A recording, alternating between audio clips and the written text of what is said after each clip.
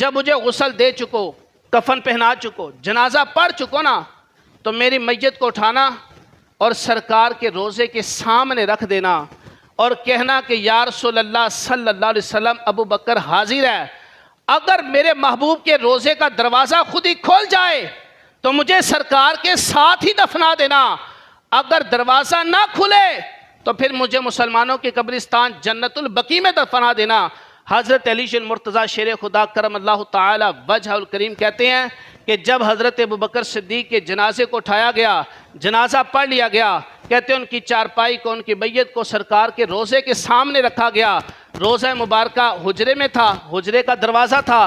कहते हैं जब हमने कहा या रसूलल्लाह सल्लल्लाहु अलैहि वसल्लम अबू बकर हाजिर है और इजाज़त मांग रहा है कि आपके पास दफन होना है, तो हज़रत अली कहते हैं दरवाज़ा खुला, आवाज़ आई अदखिलुल हबीबा इलल हबीब, हबीब को हबीब के साथ मिला दो। कहते दरवाज़ा खुला, खुद ब खुद आवाज़ आई कि महबूब को महबूब के साथ मिला दो। फिर सिद्दीक़ अकबर को हमने नबी पाक अलैहिस्सलाम के साथ ही दफन कर दिया।